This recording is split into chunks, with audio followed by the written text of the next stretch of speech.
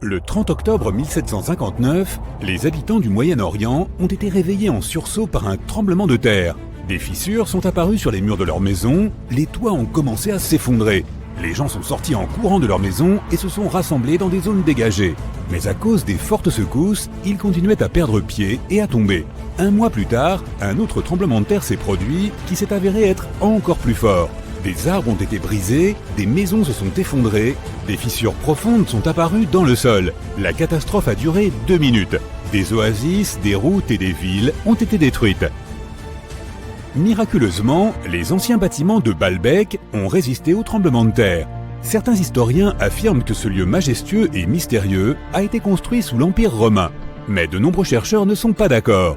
Quelle que soit la vérité, la ville est l'un des principaux mystères archéologiques de l'humanité.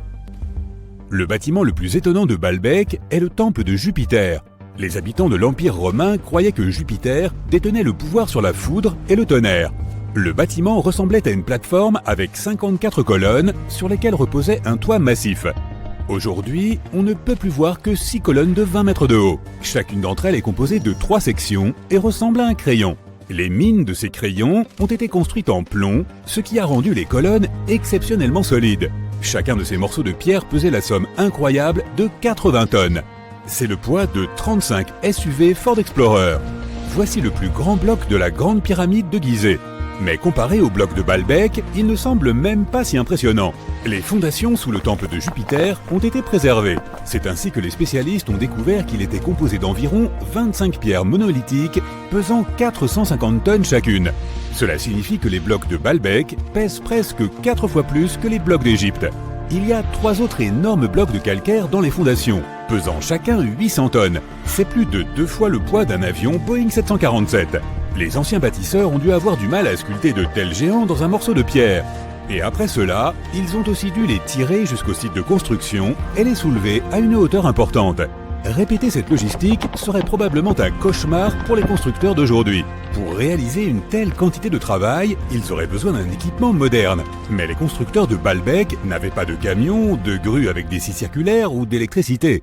Comment les bâtisseurs du passé ont-ils réussi à faire cela ? Les scientifiques ont une théorie qui inclut des cordes, des treuils et des systèmes de levier. Naturellement, les ingénieurs du passé ont fabriqué tous ces gadgets en bois. À environ 900 mètres des ruines du complexe du temple se trouve une carrière.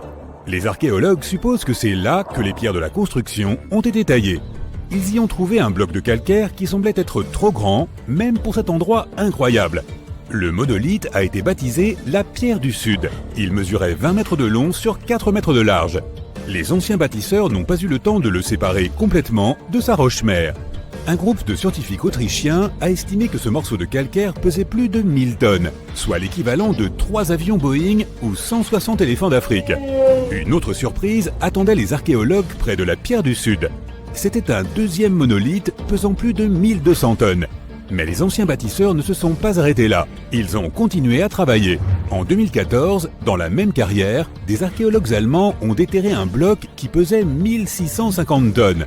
Personne n'a encore compris pourquoi les bâtisseurs du passé avaient eu besoin d'un morceau de pierre qui pesait autant que 125 bus scolaires.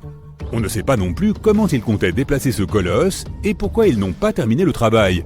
Quoi qu'il en soit, ce troisième monolithe est le plus grand morceau de pierre transformé de l'histoire de l'humanité. Il y a à ce jour plus de questions que de réponses. Certains chercheurs pensent que les anciens bâtisseurs avaient des équipements de pointe. D'autres ne le pensent pas, mais sont impatients de comprendre comment les bâtisseurs ont réussi à déplacer ces pierres. Il y a un grand nombre de bâtiments et d'artefacts anciens dans le monde. Beaucoup d'entre eux rendent encore les chercheurs perplexes. Près de la pyramide de Djeser, en Égypte, les archéologues ont découvert un réseau de tunnels. Cet endroit s'appelle le Sérapéum. Il contient 24 sarcophages pesant de 70 à 100 tonnes. Les boîtes géantes ont été sculptées dans un seul morceau de granit et recouverts de lourds couvercles. Les sarcophages sont parfaitement symétriques. Au toucher, leurs parois sont aussi lisses que du verre. Même avec notre niveau actuel de technologie, c'est très difficile à réaliser. Mais les anciens Égyptiens ont réussi cet exploit. La coupe de Lycurgue est un artefact inestimable et un exemple de nanotechnologie ancienne. Elle est faite d'un verre qui peut changer de couleur. Si tu mets une source de lumière devant la coupe, elle devient verte. Si la lumière est derrière la coupe, elle devient rouge foncé. Dans ce cas, la figure du roi grec Lycurgue devient violet pâle. Les scientifiques n'ont compris comment ce changement de couleur fonctionnait qu'à la fin du XXe siècle. Grâce au microscope, ils ont détecté des nanoparticules d'argent, d'or et de cuivre. Elles avaient été ajoutées à la matrice de verre. Grâce à cela, tu peux observer un changement de couleur appelé dichroïsme. Fait intéressant, l'or et l'argent ont été broyés en fine poussière. C'est presque impossible à réaliser par accident. Très probablement, les anciens experts savaient parfaitement ce qu'ils faisaient. En Bolivie se trouve un curieux endroit appelé Pumapunku. On dirait que d'anciens géants y ont joué avec un énorme jeu de construction. Et après le jeu, ils ont oublié de remettre les pièces dans la boîte. Mais il n'y avait pas plus de géants autrefois qu'aujourd'hui. Ces énormes blocs de pierre ont simplement été sculptés par d'anciens bâtisseurs, il y a plus de 1500 ans. Certaines des pierres pèsent 100 tonnes. Les blocs ont été apportés à une altitude de près de 3900 mètres depuis la carrière située à 95 km du site de construction. Il n'y a pas de forêt dans cette zone, ce qui signifie que les bâtisseurs n'ont pas pu utiliser d'arbres pour fabriquer des rondins de bois. Le monument appartient à la civilisation Inca, or les scientifiques sont sûrs qu'elle n'avait aucun usage pour la roue. En 1992, les habitants d'un village chinois ont décidé de drainer un étang. Leurs ancêtres l'utilisaient pour laver le linge et attraper des poissons depuis des centaines d'années. Ils ont pompé l'eau sans relâche pendant 17 jours. Au fond du réservoir, ils ont fait une découverte inattendue. Les villageois ont vu l'entrée d'une grotte qui descendait à une profondeur de 30 mètres. Cette incroyable découverte a été baptisée les grottes de Longyu. Des bâtisseurs inconnus avaient creusé des galeries de 30 000 mètres carrés. On y trouve des pièces séparées, des ponts, des bassins et des colonnes qui soutiennent le plafond. Les murs de la grotte sont couverts d'étranges lignes et motifs sculptés. Les scientifiques n'ont pas trouvé d'informations sur l'identité de ceux qui ont creusé les grottes, ni sur la raison pour laquelle ils l'ont fait. La technologie de construction reste également un mystère.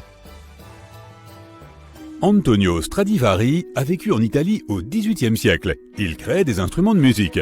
Plus de 600 de ses œuvres ont survécu jusqu'à aujourd'hui. 500 d'entre elles sont des violons. L'un de ces instruments a été vendu aux enchères pour 16 millions de dollars.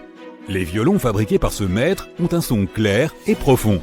Les chercheurs n'arrivent pas à comprendre pourquoi les instruments de Stradivarius produisent des sons si uniques. Peut-être est-ce dû au vernis que le maître a utilisé pour recouvrir les violons. La réponse se trouve peut-être aussi dans le bois dont sont faits les instruments. À l'époque, l'Europe avait un climat froid. À cause de cela, le bois est devenu plus dense, et les instruments qui en étaient faits avaient un son particulièrement agréable à l'oreille. Dans la ville indienne de Delhi, il y a un pilier de 7 mètres de haut. Il pèse 6 tonnes et demie et est composé à 98% de fer forgé. Le pilier, vieux de 1600 ans, ne présente aucun signe de rouille ni de dégradation. Les scientifiques pensent que si le monument est si bien conservé, c'est grâce au climat sec et à la composition chimique du métal qui l'a rendu résistante à la corrosion. Et pourtant, les chercheurs ne savent pas comment les forgerons ont réussi à fabriquer un pilier en fer qui ne craigne pas la rouille. Cela semble être un exploit difficile, même pour les métallurgistes modernes. Le rocher Al-Nasla est divisé en deux parties par une fente parfaitement droite. Chaque bloc rocheux repose sur un petit piédestal. Certaines personnes pensent que c'est la preuve d'une ancienne technologie laser. Mais les géologues pensent que la fente est apparue en raison du déplacement du sol ou des vibrations naturelles qui se sont produites sous la roche. Ce processus a conduit à l'apparition de la fissure. Elle s'est agrandie pendant des milliers d'années et progressivement, le monument naturel a pris la forme que l'on peut observer aujourd'hui. Ce spécimen singulier avait à peu près la taille d'un husky et aurait pu être pris pour tel s'il n'était pas totalement dépourvu de fourrure et s'il ne s'agissait pas d'un redoutable prédateur doté de longues canines acérées. Charmant. Voici le plus ancien animal à dents de sabre jamais identifié. Il arpentait la surface de la Terre bien avant l'apparition des dinosaures. Les chercheurs ont pu établir sa description à partir de fossiles exhumés sur l'île espagnole de Majorque, en Méditerranée. Il y a environ 200 millions d'années, bien avant qu'aucun d'entre nous n'existe, les tout premiers mammifères firent leur apparition, cohabitant alors avec les dinosaures. Mais si l'on remonte plus avant dans l'arbre généalogique des mammifères, on parvient à un groupe ancien nommé Thérapsides. Bien qu'il n'ait guère ressemblé aux mammifères actuels, il présentait déjà certains traits fondamentaux qui allaient, avec le temps, caractériser pleinement cette classe animale. Les thérapsides, par exemple, présentaient des ouvertures particulières sur les côtés du crâne, destinées aux muscles de la mâchoire. Certaines parties de leur ossature mandibulaire allaient, avec le temps, se transformer en osselettes de l'oreille moyenne, présents chez tous les mammifères, vous inclus. La récente découverte pourrait bien correspondre aux plus anciens fossiles de thérapsides jamais identifiés. Ce spécimen, encore sans nom officiel, appartient au groupe des gorgonopsiens. Ces créatures étaient plus étroitement apparentées aux mammifères qu'à tout autre être vivant actuel. Certaines avaient la taille d'un chat, d'autres rivalisaient avec les ours polaires. Les gorgonopsiens possédaient divers types de dents, adaptés à des fonctions spécifiques, un trait typiquement mammalien. Mais à la différence des mammifères, ils renouvelèrent leurs dents en permanence, y compris leurs longues canines en forme de sabre. Cela pourrait s'avérer fort utile. Jusqu'à présent, les plus anciens fossiles de gorgonopsiens connus dataient d'environ 265 millions d'années. Ce nouveau spécimen est encore plus ancien. Son âge est estimé entre 270 et 280 millions d'années. La découverte est particulièrement complète et bien conservée. Elle inclut ses crocs effilés, une partie de la mâchoire, des éléments de la colonne vertébrale, des côtes, des vertèbres caudales, des phalanges, ainsi qu'une grande partie d'un membre postérieur. Même si le crâne n'a pas été retrouvé en entier, les chercheurs estiment ce qu'il mesurait près de 18 cm. L'animal, quant à lui, devait atteindre la taille d'un chien de gabarit moyen à grand, avec un poids compris entre 30 et 40 kg. Pour autant, sa silhouette n'avait que peu à voir avec celle d'un chien. Malgré certains aspects évoquant les reptiles, le qualifier de chien-lézard serait inexact. Mammifères et reptiles partagent certes un ancêtre très ancien, remontant à environ 320 millions d'années, mais leurs lignées ont divergé depuis bien longtemps. À l'époque où cette créature foulait le sol, l'île de Majorque se trouvait au cœur du supercontinent Pangée. Ce territoire connaissait alors des alternances marquées de saisons extrêmement humides et très sèches. Les chercheurs se sont souvent demandé si les grandes étapes de l'évolution des mammifères avaient eu lieu dans de telles zones tropicales, mais les fossiles nécessaires à cette démonstration faisaient jusque-là défaut. Avec la mise au jour du plus ancien gorgonopsien connu à Majorque, les pièces manquantes de ce puzzle évolutif commencent à se rejoindre. Il semble que d'importantes étapes de l'évolution des mammifères aient pu se produire dans des régions tropicales peu explorées. Ce prétendu vide fossile tiendrait peut-être simplement au fait que les fouilles n'étaient pas menées aux bons endroits. Notre protagoniste du jour n'était pas le seul spécimen extraordinaire à avoir marqué l'histoire avant l'ère des dinosaures. Il y a plus de 500 millions d'années, des prédateurs étranges dominaient les océans. Parmi eux, Anomalocaris, un nom particulièrement peu engageant, mais qui signifie simplement « crevette singulière ». Cette créature n'avait aucun équivalent parmi les espèces actuelles. Les chercheurs la considèrent comme le tout premier superprédateur, l'épaulard de son temps. Anomalocaris était imposante pour l'époque, atteignant jusqu'à 90 cm, de ses bras tranchants jusqu'à ses nageoires caudales.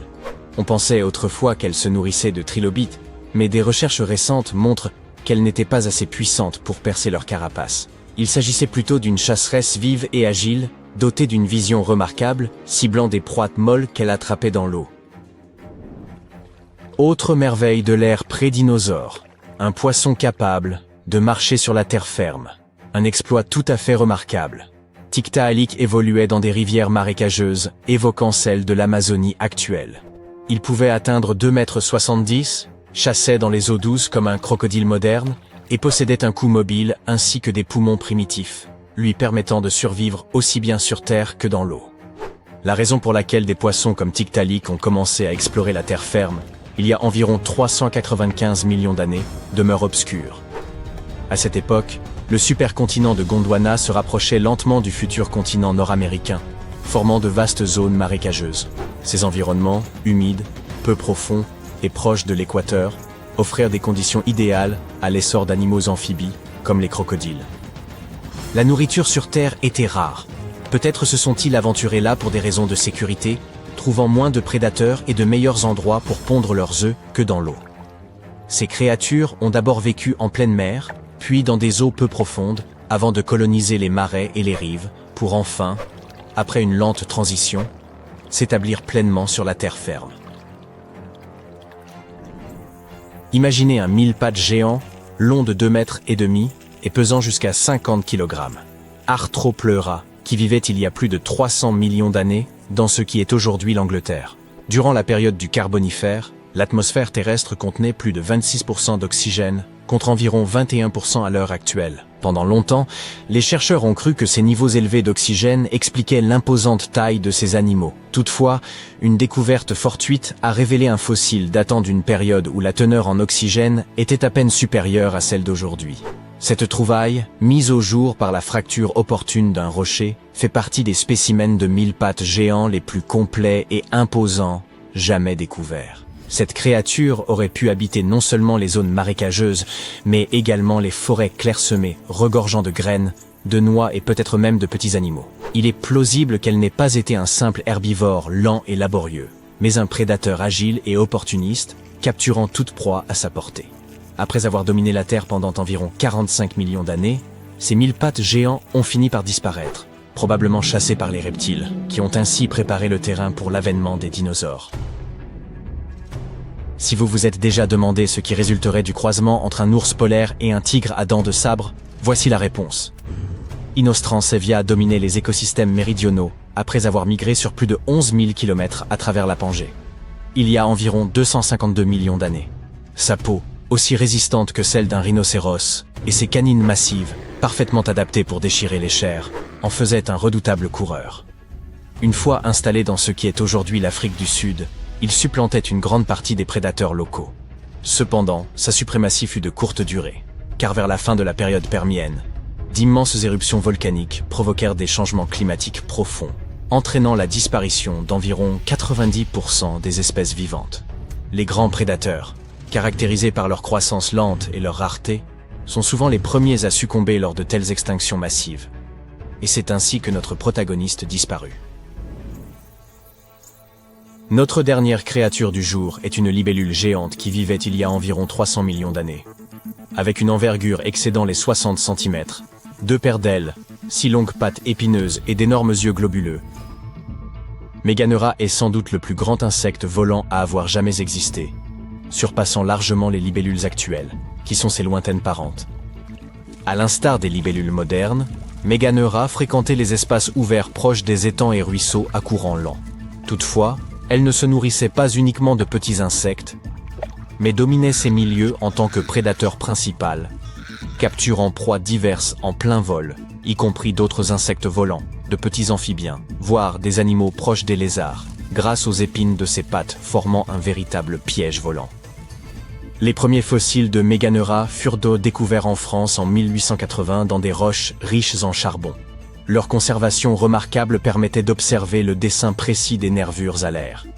Les chercheurs estiment que cette taille exceptionnelle résultait de l'absence quasi totale de concurrence chez les vertébrés et d'un taux d'oxygène atmosphérique bien supérieur à celui d'aujourd'hui durant le Carbonifère.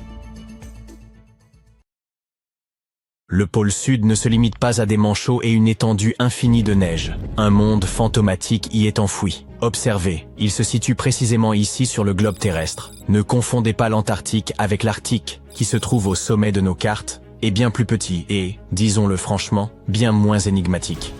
La calotte glaciaire de l'Antarctique mesure de 2 à 5 km d'épaisseur, soit l'équivalent de 16 tours Eiffel empilées les unes sur les autres. Cette immense couche de glace masque les véritables reliefs et contours du sol antarctique. Nos connaissances sur ce continent mystérieux demeurent limitées, en grande partie à cause de l'omniprésence de la glace et de la neige. Nous ignorons encore la forme exacte et les dimensions précises de cette terre. Cartographier l'Antarctique sans outils titanesques est une tâche d'une complexité extrême.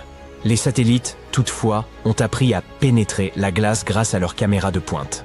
Aujourd'hui, nous savons qu'un paysage ancien, colossal et spectaculaire repose sous cette neige, une sorte de fantôme du passé. Il y a environ 90 millions d'années, l'Antarctique était un lieu bien plus chaud. Ce territoire abritait une forêt tropicale luxuriante, riche en espèces végétales et grouillante de vie. Des rivières y coulaient, dessinant un paysage foisonnant. Puis la glace a tout recouvert. Ce bouleversement a eu lieu il y a environ 34 millions d'années, lors de la transition de l'Éocène à l'Oligocène, une période marquée par un refroidissement significatif de notre planète. C'était le début de l'une des nombreuses ères glaciaires. La Terre subsista, mais fut ensevelie sous une couche de glace et de neige de plus en plus épaisse. Pour l'œil non averti, L'Antarctique est devenu un désert blanc, vaste, uniforme et dépourvu de relief. Les millénaires passèrent, et l'épaisse calotte glaciaire continua de se mouvoir, polissant et transformant le sol. Au fil de millions d'années, elle modifia l'apparence du continent. Aujourd'hui, si l'on examinait le sous-sol, il ne subsisterait pratiquement aucun vestige du pôle sud originel, à une exception près. Dans les régions où la glace est exceptionnellement épaisse et presque immobile, comme en Antarctique orientale, elle joue un rôle inverse. Elle agit comme une couverture particulièrement dense qui protège le sol. En temps normal, des facteurs tels que le vent ou la pluie érodent progressivement le sol, modifiant ainsi sa forme au fil des siècles. Cependant, grâce à cette couche de glace protectrice, ces processus naturels ne parviennent pas à atteindre les strates sous-jacentes. Ainsi, le sol est demeuré presque intact pendant des millions d'années, comme s'il avait été figé dans le temps. Cette zone spécifique, située près des bassins subglaciaires d'Aurora et de Schmidt, est désormais surnommée le spectre du paysage antarctique. Cet endroit est resté presque intact depuis qu'il a été recouvert de neige. Il y a 34 millions d'années. Il constitue une empreinte historique unique, capable de révéler l'apparence du sol de l'Antarctique avant qu'il ne devienne ce désert glacé. Lorsque les scientifiques ont exploré l'Antarctique orientale, ils ont mis en évidence un fantôme fascinant. Des traces de rivières anciennes, diverses vallées, de petites îles énigmatiques, ainsi que 3 vastes formations terrestres en forme de U. Mais que signifient-elles exactement? Comme vous le savez, les continents de notre planète sont en mouvement constant, glissant sur un manteau de lave en fusion, comme des céréales dans un bol de lait. Au fil des époques géologiques, ils se sont rassemblés et séparés à maintes reprises. Il y a plusieurs centaines de millions d'années, un supercontinent nommé Gondwana réunissait plusieurs terres, dont l'Antarctique, qui formait alors une masse unique. Cependant, lorsque le Gondwana s'est fracturé, l'Antarctique a été soumis à de puissantes forces tectoniques. Des fragments de son territoire ont été arrachés les uns des autres et dispersés. C'est ainsi que se sont formés ces grands blocs de terre dissimulés sous l'épaisse couche de glace. Aujourd'hui, les scientifiques souhaitent approfondir l'étude de ce fantôme. Pour cela, ils envisagent de forer la glace, un peu comme on utilise une paille pour atteindre le fond d'un épais milkshake. Cette méthode leur permettra de prélever des échantillons de roches et de sédiments en profondeur, afin d'en apprendre davantage sur l'histoire et le climat de notre planète. L'Antarctique serait le 5e plus grand continent du monde, surpassant l'Europe entière ou l'Australie en taille et rivalisant avec l'ensemble de l'Amérique du Sud. Outre l'Antarctique orientale déjà évoquée, il abrite d'autres régions emblématiques, comme la péninsule antarctique, le pôle Sud, l'Antarctique occidental et la mer de Ross. Ce continent est en quelque sorte un immense terrain gelé, dont les paysages mystérieux et enfouis restent moins explorés que ceux de Mars. Ce que nous savons avec certitude, c'est que sans sa couverture de glace, il révélerait un monde riche en relief, composé de vastes montagnes, de gigantesques canyons et même de volcans en activité. Certains de ces volcans, d'une taille colossale, émergent au-dessus des épaisses couches de neige. Rien qu'en Antarctique occidentale, on en dénombre au moins 138, bien que seulement 8 ou 9 soient encore actifs aujourd'hui. L'un des volcans les plus fascinants est le mont Erebus, le plus méridional du continent et également le plus élevé, culminant à environ 4000 mètres. Sous l'épaisse calotte glaciaire, ce géant abrite des cavernes sous-volcaniques d'une beauté exceptionnelle, où les températures sont suffisamment douces pour rester en t-shirt. La péninsule antarctique s'apparente à un assemblage d'îles montagneuses profondément enfouies sous la surface. Elle est composée de roches volcaniques, relativement récentes, faisant partie de l'anneau de feu du Pacifique. Un cercle gigantesque, regroupant des volcans et des zones sismiques autour de l'océan Pacifique. L'Antarctique oriental, quant à lui, représente une région immense, presque aussi vaste que l'Australie. Il s'étend de la côte est du continent jusqu'au pôle sud. Sous ces glaces, on trouve des formations rocheuses extrêmement anciennes, dont certaines se situent dans la zone évoquée plus tôt. Vous savez sans doute que l'Antarctique est presque totalement dépourvu d'humains. Rien d'étonnant à cela, au regard de la température moyenne avoisinant les moins 43 degrés Celsius. Mais malgré ces conditions extrêmes et la désolation de l'endroit, la vie persiste, et devinez où? Dans les profondeurs de la Terre. En 2017, des chercheurs ont découvert des traces d'ADN d'algues, de mousses, et même de petits animaux inconnus dans de profondes grottes. Cela prouve que, malgré des conditions aussi hostiles, des écosystèmes uniques parviennent à prospérer dans des poches de chaleur isolées sous la neige. Une autre découverte incroyable a eu lieu sous la plateforme de glace de Ross, un écosystème florissant au sein d'une rivière souterraine. Les scientifiques soupçonnaient depuis longtemps que des lacs et rivières d'eau douce pouvaient exister dans le sous-sol antarctique. Un jour, un satellite a détecté une faille, et après avoir décidé de l'explorer, ils ont utilisé une foreuse alimentée par de l'eau chaude pour fondre la glace et s'y engouffrer. À leur arrivée dans ces profondeurs, ils ont plongé une caméra dans l'une de ces rivières cachées. Au début, ils pensèrent découvrir simplement des rochers ou des formations similaires. Mais au contraire, ils sont tombés sur des centaines d'amphipodes, de minuscules créatures ressemblant à des crevettes. Les petites créatures se sont immédiatement regroupées autour de l'objectif, obstruant la caméra et empêchant les scientifiques de mener les observations prévues. Cela peut prêter à sourire, mais confirme qu'il existe bel et bien un écosystème au cœur de l'Antarctique. Les chercheurs prévoient désormais de l'explorer en profondeur. Et tout cela n'est là que l'affleurement de ce mystérieux monde souterrain. Sous la neige, ce continent cache également le canyon le plus profond, situé sous le glacier Denman. Bien que la fosse des Mariannes demeure le point le plus profond du globe, il convient de préciser que, géologiquement, elle appartient à la croûte océanique. En 1958, des explorateurs ont mis à jour une vaste chaîne de montagnes enfouies sous la glace, comparable aux Alpes en termes d'altitude. Cette chaîne s'étend sur près de 1200 km, avec des sommets culminant à 2700 mètres d'altitude. Et cette splendeur est ensevelie sous des tonnes de glace. Qui sait ce que nous pourrions encore découvrir ici? L'Antarctique abrite environ 60% de l'eau douce de la planète. Cela signifie qu'une fonte totale de ces glaces aurait des conséquences dramatiques. À titre d'exemple, il existe un glacier apocalyptique, officiellement connu sous le nom de Glacier Thwaites. Ce gigantesque bloc de glace, de la taille de la Floride, est actuellement en train de fondre. Chaque année, cela contribue à une élévation des niveaux marins de 4%. Si ce glacier venait à fondre complètement, le niveau des océans augmenterait de 60 cm. Une hausse qui peut sembler modeste, mais qui serait dévastatrice pour les régions côtières du monde entier. Heureusement, les chercheurs ont constaté que même si sa plateforme glaciaire venait à se désintégrer dans les 50 prochaines années, le glacier lui-même ne disparaîtrait pas aussi vite qu'il le redoutait. Bien qu'il perde encore de la glace à un rythme soutenu, ce processus resterait assez lent. L'humanité a le regard tourné vers les étoiles, à la recherche de secrets cachés dans l'espace. Mais sous terre, dans le sol de notre propre planète, il y a des tas de choses fantastiques qui attendent d'être découvertes. Comment peut-on parler de fouilles sans mentionner l'Égypte? En 2019, les archéologues ont mis au jour la tombe d'un haut fonctionnaire du sud de Saqqara qui a vécu il y a environ 4400 ans.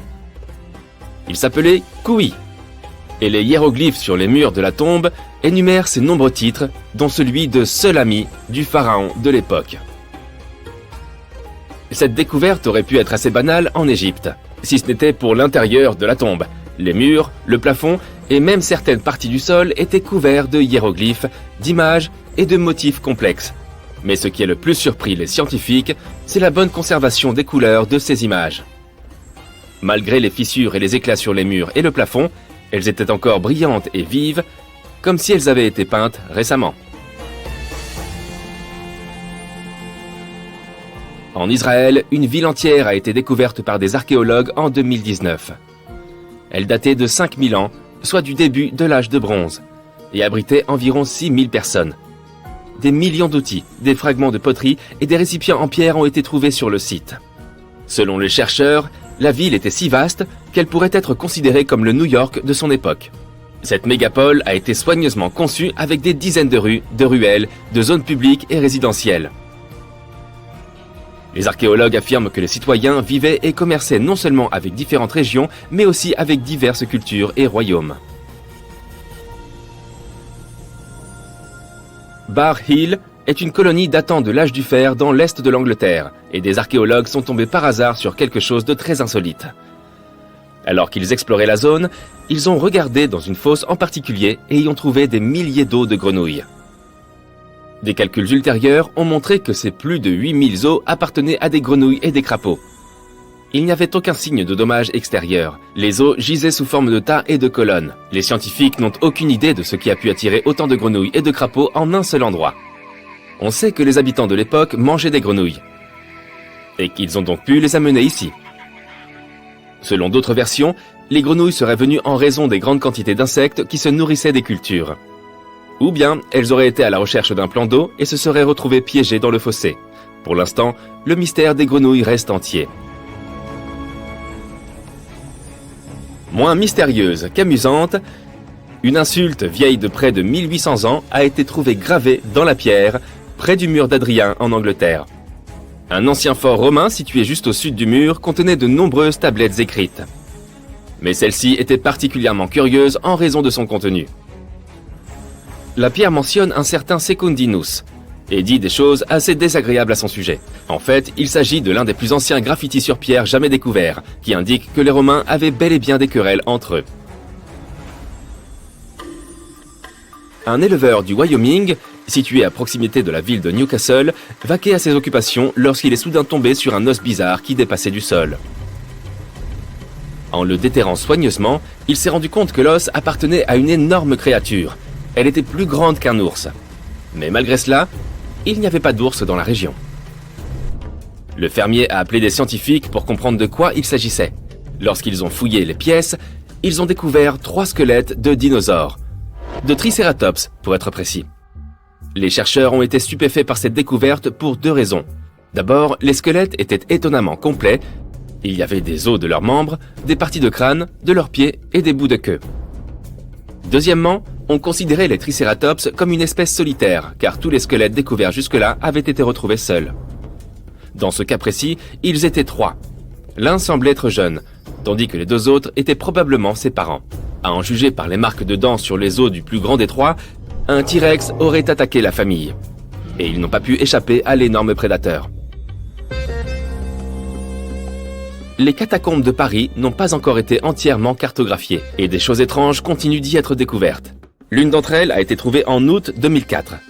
La police locale effectuait un exercice d'entraînement de routine dans les cavernes situées à proximité de la Tour Eiffel, lorsqu'elle est tombée par hasard sur une grande grotte transformée en salle de cinéma entièrement équipée. La salle disposait d'une arène où les spectateurs s'asseyaient, d'un écran grandeur nature, d'un projecteur et de nombreux films à regarder.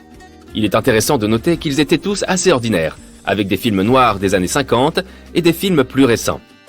Il y avait également une deuxième caverne, plus petite, à côté de la première, qui était utilisée comme restaurant.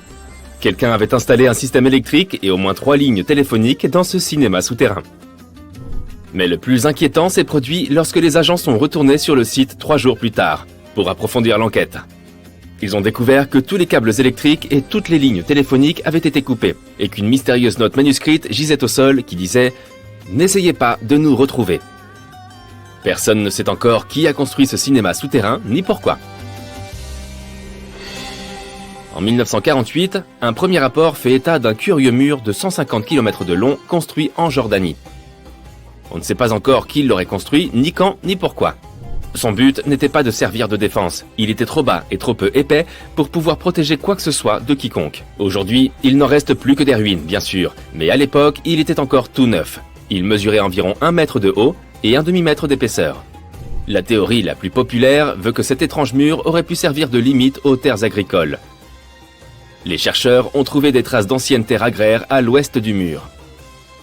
Cette frontière aurait pu protéger des chèvres affamées venues de l'Est avec des tribus nomades. Pendant que nous sommes en Jordanie, il y a un autre mystère ici. Des cercles de pierre qui datent de 2000 ans. Ils sont assez grands, avec un diamètre d'environ 400 mètres ou plus. Jusqu'à présent, les scientifiques ont découvert 11 de ces grands cercles. Oui, c'est leur nom officiel. Pourtant, ils ne font que quelques mètres de haut, ce qui les rend tout aussi mystérieux. À l'origine, les chercheurs pensaient qu'il s'agissait d'immenses enclos pour les animaux. Mais il n'y a aucune ouverture entre les pierres qui composent les cercles pour laisser entrer ou sortir les gens ou le bétail. Actuellement, personne ne sait qui a construit ces structures anciennes, ni pourquoi. Les archéologues de Glasgow ont déterré une dalle de pierre vieille de 5000 ans en 2016, avant de l'enterrer à nouveau. La dalle est connue sous le nom de pierre de Coquenot et les habitants de la région la connaissent depuis le 19e siècle. La pierre est grande et plate, mesure 13 mètres sur 8 et possède des décorations en forme de spirale qui ont été découvertes sur de nombreux autres sites préhistoriques à travers le monde. La pierre a été entièrement déterrée pour la première fois en 1887, mais au cours des décennies suivantes, elle a été recouverte de graffitis par des inconnus. Pour éviter de nouveaux dégâts, un groupe d'archéologues l'a de nouveau enterrée en 1965. Puis en 2016, un autre groupe de chercheurs a de nouveau déterré la pierre de Coquenot, afin de répertorier l'œuvre d'art à l'aide de techniques modernes de photographie et d'analyse. Tu as déjà entendu parler de Stonehenge? Mais qu'en est-il du Superhenge? En 2015, des archéologues n'en ont pas cru leurs yeux lorsqu'ils ont découvert tout un ensemble de monolithes de pierre à quelques kilomètres de Stonehenge. Ils se tenaient autrefois debout, mais il y a environ 4500 ans, le vent et l'érosion du sol ont dû les faire tomber. C'est pourquoi personne ne les avait découverts auparavant. Leur fonction reste inconnue, mais les scientifiques ont quelques théories. Il pourrait s'agir d'un monument néolithique géant ou d'une arène en forme de C qui menait à une rivière voisine, l'Avon. Des sources et une vallée complètent ce tableau. Le Superhenge a donc pu servir de décoration, ou même faire partie d'une structure plus grande combinée au Stonehenge, située non loin de là. Grande nouvelle, le Père Noël existe vraiment et il ressemble à ça. Je sais, ce n'est pas exactement l'image que nous nous faisions du joyeux vieillard, mais une tombe récemment découverte pourrait être la preuve que nous attendions pour établir que Saint Nicolas a bel et bien existé, et qu'il était turc. Il s'avère qu'il n'était pas originaire du pôle Nord. Il s'agissait d'un évêque au grand cœur du IVe siècle, célèbre pour les cadeaux qu'il offrait à tout le monde. La légende raconte qu'il serait né riche dans l'ancienne ville de Patara, dans l'actuelle Turquie, et qu'il aurait sillonné les campagnes pour venir en aide aux pauvres et aux malades. Pendant des siècles, cependant, les gens ignoraient s'il avait réellement existé. Certaines sources historiques affirment qu'il a été enterré à Mir, qui s'appelle aujourd'hui Demre, en Turquie. Depuis les années 80, des archéologues creusent autour de cette région pour tenter de trouver des preuves. Aujourd'hui, leur miracle de Noël s'est enfin réalisé. Après avoir creusé à 183 cm de profondeur dans une annexe de l'église Saint-Nicolas, ils ont mis au jour une mystérieuse tombe en calcaire d'environ 2 mètres de long. S'ils sont presque certains qu'il s'agit de la dernière demeure de Saint-Nicolas, ils sont toujours à la recherche d'une inscription qui confirmerait son âge exact. Pour ce qui est du Père Noël fictif, la légende dit que sa maison se trouve en Laponie, en Finlande. En 2018, des archéologues ont fait une découverte intéressante qui leur a permis d'espérer qu'ils parviendraient à démontrer l'existence du Père Noël. Ils creusaient sur un site appelé Tiny Arrow lorsqu'ils sont tombés sur environ 200 fosses funéraires. Mais lorsqu'ils ont regardé à l'intérieur, ils n'ont trouvé aucune trace du Père Noël. En fait, il n'y avait aucun squelette humain, seulement des poteries et des ossements d'animaux. Personne ne sait donc vraiment ce qu'était cet endroit. C'est tout le contraire de ce qui s'est passé avec une équipe d'archéologues qui travaillait dans l'ancienne cité de Petra, en Jordanie. Depuis 2003, des rumeurs circulent sur l'existence de chambres cachées sous le célèbre monument qu'on appelle Al-Khazne et que certains nomment le Trésor. 21 ans plus tard, des chercheurs se sont enfin décidés à creuser et ont mis au jour une tombe intacte. À l'intérieur, ils ont trouvé au moins 12 squelettes humains et des objets dont l'âge est estimé à plus de 2000 ans.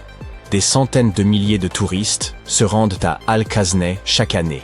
La plupart d'entre eux s'y rendent probablement pour voir le site du Saint Graal dans le film Indiana Jones et la dernière croisade. Mais vous savez ce qu'il y a de plus curieux? L'un des squelettes de la tombe tenait un calice en céramique qui ressemble énormément au Saint Graal. Vous vous souvenez probablement de l'incendie dévastateur qui a causé d'énormes dégâts à Notre-Dame de Paris en 2019. L'édifice, construit entre le XIIe et le XIIIe siècle, a dû être restructuré à cause de cet incendie. Mais les archéologues ont vu là une occasion en or de fouiller le site et de découvrir ses secrets cachés. L'équipe n'a été autorisée à creuser qu'à 40 cm sous la surface, mais cela a suffi. Dès qu'ils ont retiré les dalles du sol et dégagé une fine couche de terre, ils ont repéré le sommet d'un cercueil en plomb. Ils ont ensuite découvert des sculptures de calcaire, dont des têtes et des torses grandeur nature. Au total, ils ont mis au jour plus d'1 millier de fragments d'œuvres d'art diverses. Des statues antiques ont été trouvées dans les endroits les plus inattendus, y compris dans un égout. En juillet 2024, des archéologues bulgares examinaient un égout romain dans la cité antique d'Hérakléa Sintika lorsqu'ils ont trouvé une statue en marbre d'Hermès, le messager des dieux grecs, mesurant près de 2 mètres de haut. Cette ville a été complètement dévastée et abandonnée après 2 tremblements de terre, l'un en l'an 388 et l'autre en l'an 425. Mais pour une raison ou pour une autre, ces tremblements de terre n'ont pas détruit cette statue. En fait, sa tête a été retrouvée en excellent état. La découverte d'œuvres d'art anciennes est certes fascinante, mais imaginez que vous tombiez sur une ville entière cachée dans la forêt amazonienne. À l'aide de lasers de haute technologie, des chercheurs ont découvert le site d'une civilisation perdue, comprenant des milliers de structures et tout un réseau de routes, de canaux et de maisons, le tout enfoui sous la jungle la plus dense. Cette cité a été construite il y a environ 2500 ans, dans une zone située à l'ombre d'un volcan. Il est d'ailleurs possible que ce dernier soit entré en éruption et ait détruit cette civilisation à une époque encore indéterminée. Il est difficile de dire exactement combien de personnes vivaient là, mais les experts estiment qu'elles y sont restées près d'1 millier d'années. Cette découverte prouve qu'il y avait d'immenses cités très organisées en plein milieu de l'Amazonie. Un événement similaire s'est produit à Campeche, dans le sud du Mexique.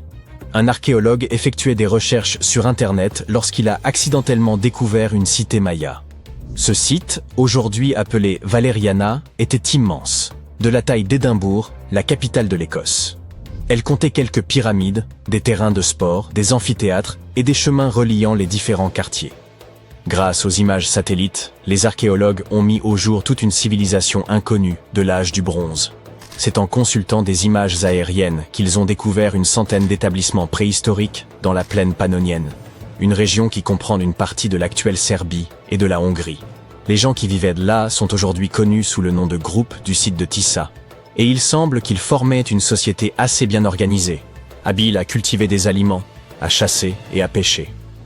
Google Earth a aidé une équipe à découvrir un mystérieux ensemble de 400 portes anciennes en Arabie Saoudite.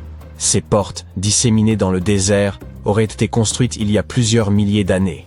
Elles sont faites de pierre et disposées en des configurations bizarres qui ont laissé les archéologues perplexes. Elles n'ont pas l'air d'avoir eu une fonction funéraire, ni d'avoir été érigées pour abriter des personnes. Nous n'avons donc toujours aucune idée de ce dont il s'agit. La technologie est en train de bouleverser l'archéologie.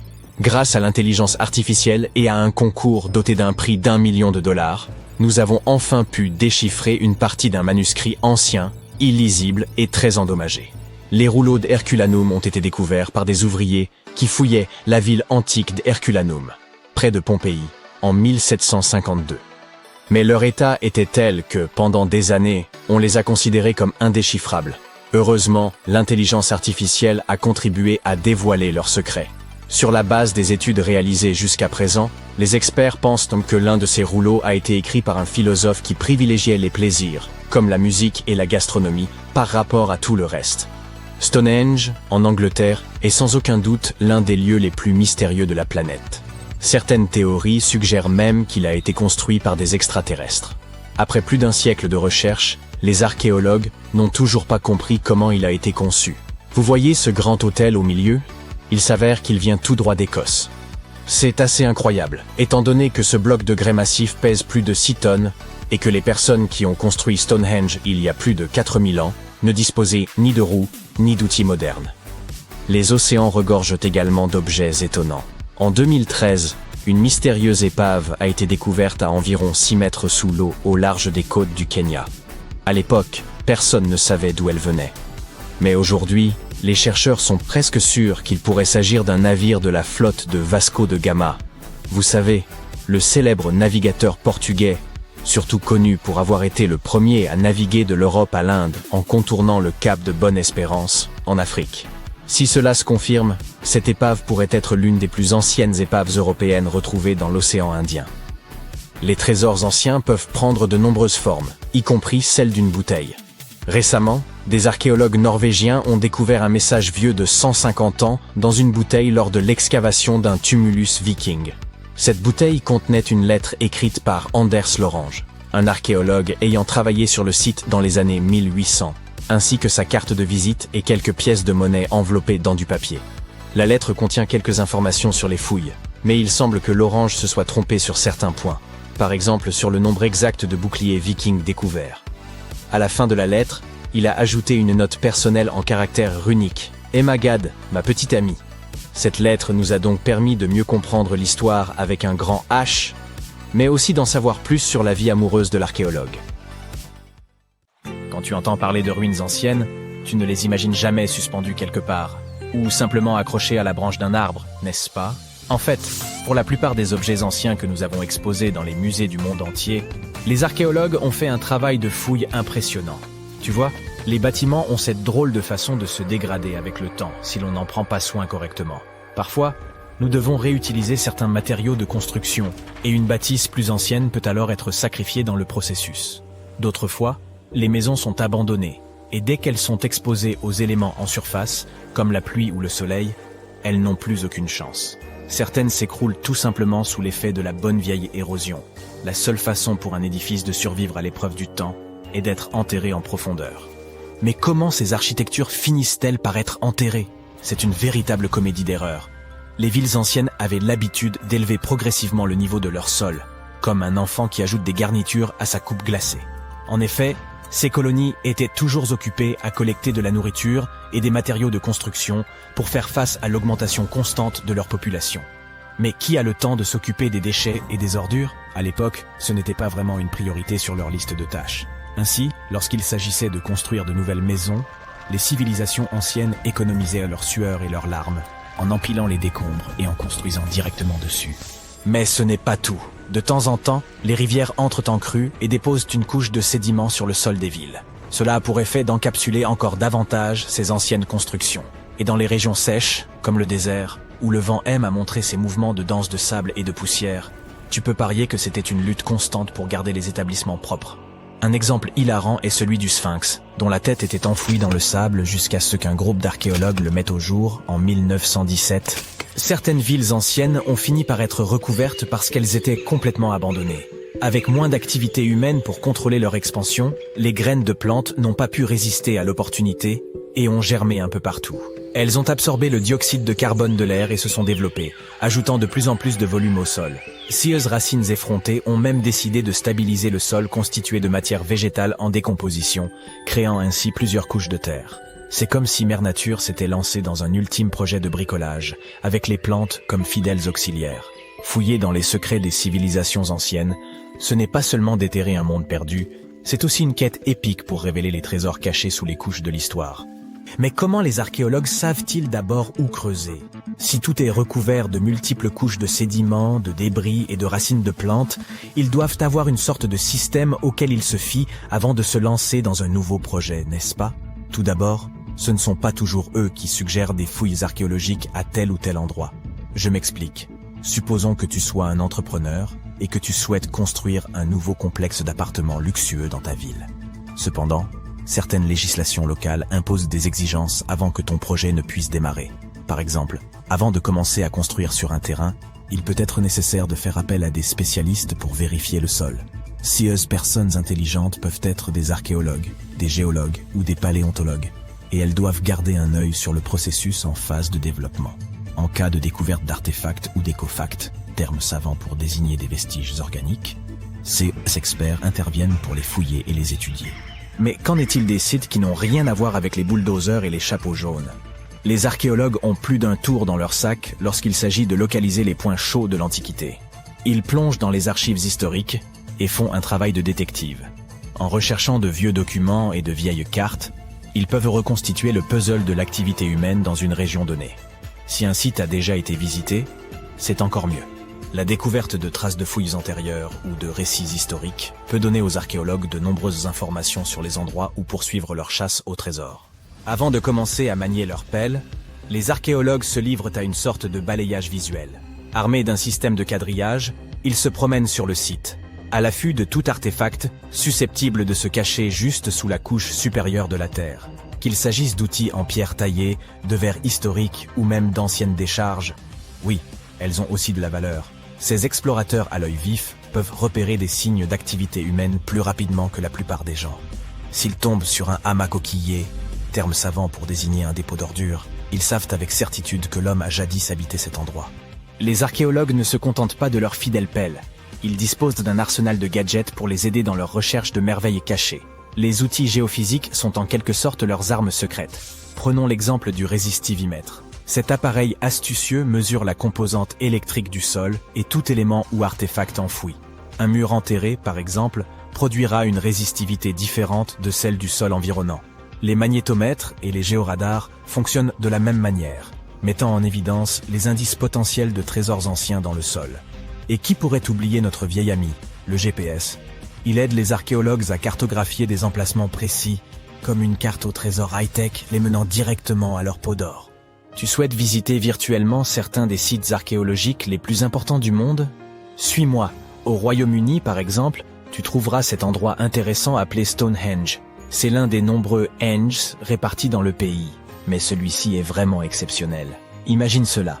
Des pierres anciennes et massives se dressent fièrement, disposées sous forme d'un anneau à l'extérieur et d'un fer à cheval à l'intérieur, avec quelques pierres plus petites pour faire bonne mesure. Et devine quoi?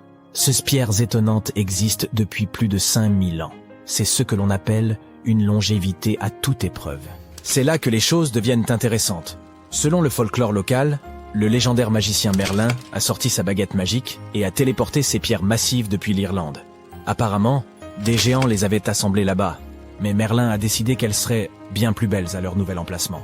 D'autres pensent qu'il s'agit simplement des ruines d'un ancien édifice spirituel romain. Ces structures étonnantes ont été construites par nos ancêtres de l'âge du bronze. Avec leurs outils simples et leur technologie limitée, ils ont réussi à créer ce chef-d'œuvre monumental. Impressionnant, non? Malheureusement, nous ignorons encore beaucoup de choses sur cette région. L'objectif initial de Stonehenge reste encore aujourd'hui un mystère. Certes, il existe de nombreuses théories, mais les scientifiques ne sont pas encore parvenus à se mettre d'accord sur le sujet. On sait cependant qu'il est parfaitement aligné pour accueillir le lever du soleil lors des solstices d'été et d'hiver. L'ancienne ville de Pompéi est un site archéologique tout aussi étonnant. Imagine un peu, le Vésuve, un fauteur de troubles notoires, a décidé de piquer une crise volcanique et a complètement recouvert cette ancienne ville romaine. Il l'a transformée en capsule temporelle, située à l'extérieur de l'actuelle Naples, en Italie. En 1748, une bande d'explorateurs aventureux est tombée sur Pompéi. Ils ont découvert alors un trésor de choses bien conservées.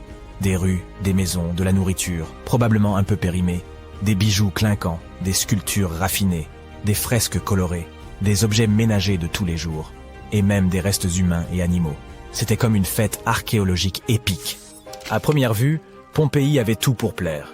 Des maisons et des villas de luxe, une immense arène de 20 000 places, de jolies petites boutiques d'artisans, des lieux de rencontre comme des tavernes, sans oublier les endroits coquins comme ces bains luxueux où l'on pouvait se faire dorloter intensément. Il y a aussi le sanctuaire d'Apollon, où les gens se réunissaient pour leur culte quotidien. Et bien sûr, le cœur animé de la ville, le forum de Pompéi, où tous les gens branchés avaient l'habitude de se retrouver. Et devine quoi? Pompéi est tellement cool qu'elle a été inscrite sur la liste du patrimoine mondial de l'UNESCO en 1977. C'est en quelque sorte le panthéon de l'histoire. Cette liste comprend également de nombreux autres bâtiments et sites célèbres, comme le Taj Mahal en Inde et l'Acropole d'Athènes en Grèce. Il fait nuit, et tu t'apprêtes à pénétrer dans la dernière demeure du pharaon Toutankhamon. Tu n'as pas de torche, mais tu t'es au moins muni d'une lampe de poche. Tu descends plusieurs étages, et tu remarques que les murs sont gravés de hiéroglyphes et de ce qui ressemble à un sort. Le sort dit « Ceux qui emporteront quoi que ce soit de cet endroit seront maudits ». Même si tu n'y crois pas vraiment, ça te fait un peu peur. Tu trouves une énorme porte en pierre. Est-ce un piège? Tu réussis à l'ouvrir, mais non, derrière, la salle est vide. Tu consultes ta carte. Il semble que tu suives la bonne direction. Au bout de plusieurs heures, tu comprends que tu es pris au piège dans un labyrinthe. Tu essayes de revenir sur tes pas, mais tu ne trouves plus la porte par où tu es entré. Ça y est, te dis-tu, tu es tombé dans le piège du pharaon. Et tu n'as rien apporté à manger. Nous avons tous vu des films hollywoodiens dans lesquels le personnage principal explore des ruines et se trouve confronté à des pièges très dangereux, n'est-ce pas? On nous a répété que la royauté égyptienne protégeait ses dernières demeures à l'aide de scorpions et de serpents venimeux, de portes coulissantes qui vous emprisonnent à vie et d'immenses rochers qui écrasent tous ceux qui se trouvent sur leur chemin. Mais ces pièges étaient-ils vraiment réels? Je regrette d'avoir à te l'annoncer, mais il ne s'agit que de fiction. Ces pièges sont trop complexes techniquement pour que des civilisations anciennes aient pu les concevoir. Mais ça ne veut pas dire qu'il n'y avait pas de pièges du tout. Les civilisations anciennes, comme celles des Égyptiens et des Mayas, construisaient des monuments qu'elles dédiaient à leurs grands morts. Ces structures témoignaient souvent de la position qu'occupait la personne dans la société. Ainsi, pour les personnes vraiment importantes, les VIP de leur époque, on bâtissait d'immenses monuments qui abriteraient leurs dépouilles longtemps après leur disparition. Certaines de ces civilisations croyaient que la vie se poursuivait de l'autre côté du voile. C'est pourquoi on enterrait les gens avec leurs possessions. S'ils étaient riches et puissants, les sépultures étaient remplies d'or et de richesses. Imagine maintenant que tu vives en Égypte ancienne. Tu sais exactement où se trouvent tous les tombeaux des pharaons et tu as entendu des rumeurs sur les grandes richesses conservées dans ces lieux. Peut-être serais-tu tenté d'aller y jeter un coup d'œil ? Il s'agit de grandes salles remplies du sol au plafond d'objets d'or, de bijoux et même d'argent. C'est vrai, c'est tentant. Et comme il n'y avait pas de gardien pour protéger l'entrée de ces lieux, les Égyptiens devaient faire preuve d'imagination pour préserver ces trésors. Les pièges étaient une solution très pratique. On construisait par exemple des salles vides à l'intérieur des monuments afin de confondre les voleurs. Examinons la dernière demeure d'Amenhotep III. Elle fut construite dans la ville de Luxor, dans un wadi secondaire de la vallée des rois. 2 ingénieurs français ont découvert le monument entre 1905 et 1914. Cette structure est immense et comporte plus de 10 salles reliées entre elles par de longs couloirs et de raides escaliers. La salle du roi est la mieux dissimulée, et avant de la trouver, un étranger sera perdu plusieurs fois dans ce sombre dédale. D'autres pharaons ont tenté de protéger leurs richesses en faisant construire des monuments dont les faux planchers dissimulaient des trous d'une profondeur pouvant aller jusqu'à 6 mètres.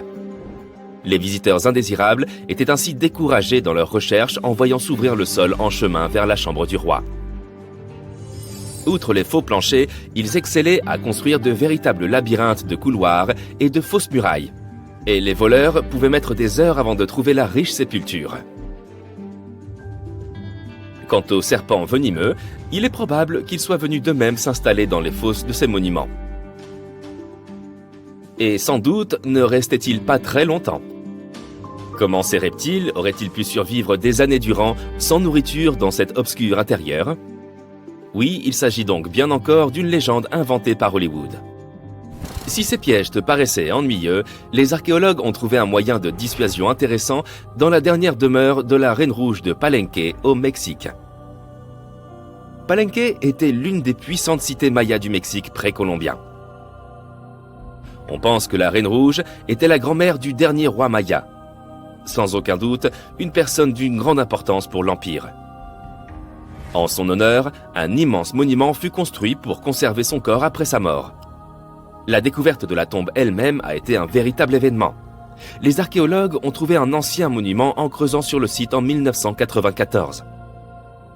Ils ont d'abord vu une salle avec une porte cachée. Une fois la porte ouverte, ils ont découvert un long couloir. Enfin, au bout de ce couloir, se trouvait la chambre de la reine. Les archéologues étaient impatients de mettre au jour cette salle contenant la momie de la reine. Elle était entourée de perles, de coquillages de jade et de pierres précieuses. Mais en explorant les vestiges, l'équipe a remarqué quelque chose d'assez étrange. La pièce était couverte de poudre rouge. Les chercheurs connaissaient l'importance de cette couleur pour le peuple maya et savaient qu'ils s'en servaient pour décorer leurs vêtements et leurs bâtiments. Mais ils ne comprenaient pas la présence de cette substance inconnue dans la sépulture de la reine. Après en avoir rapporté un échantillon pour une analyse approfondie, ils ont découvert que cette poudre était du cinabre, un minéral très nocif. Cette poudre, lorsqu'elle est inhalée, peut causer de graves dommages à la santé d'une personne. L'équipe a conclu qu'il ne pouvait s'agir que d'un piège pour ceux qui tenteraient de s'emparer de ces richesses.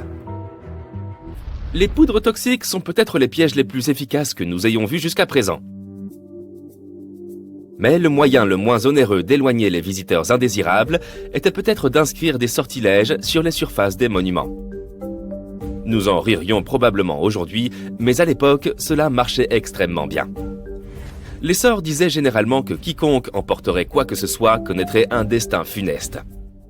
Certaines formules promettaient aux voleurs qu'ils perdraient leur maison dans de grands incendies ou de terribles inondations, d'autres que les malfaiteurs auraient des problèmes de santé incurables. Mais rien de tout ça n'a suffi à dissuader les pilleurs. D'étranges histoires semblent attester de la réalité de ces sortilèges. L'une d'entre elles est celle du célèbre égyptologue britannique Howard Carter, responsable de la découverte de la tombe du pharaon Toutankhamon dans les années 1920. Après des mois de fouilles infructueuses, Carter a découvert cette sépulture par hasard. Il a trouvé l'entrée d'un escalier sous le sol dans lequel il creusait depuis des mois. Aidé d'une équipe, il a dégagé les amas de sable qui en bloquaient l'entrée et a découvert une porte. Plusieurs symboles étaient gravés sur celle-ci. Et Carter savait que cela ne pouvait que signifier qu'une personne très importante avait été enterrée à cet endroit. Et il avait raison. À l'aide de son burin, il fit un trou dans le coin supérieur gauche de la porte en s'éclairant à la flamme d'une bougie. Il n'en croyait pas ses yeux. Devant lui, de nombreux objets d'or ainsi que des joyaux brillaient de tout leur feu. Carter venait de découvrir la dernière demeure de Toutankhamon, perdue depuis 3000 ans. Mais l'histoire ne s'arrête pas là. Cette découverte s'accompagna d'une série d'événements malheureux qui portent à croire qu'un sort avait été jeté. Quelques années plus tard, Carter mourut mystérieusement. Et certains de ses assistants perdirent leur maison dans des inondations, tout comme l'une des formules le promettait. Certaines personnes croient qu'il s'agit de simples coïncidences, car il n'y a aucune preuve du lien entre ces différents événements. Et toi, qu'est-ce que tu en penses? Était-ce un bon piège après tout?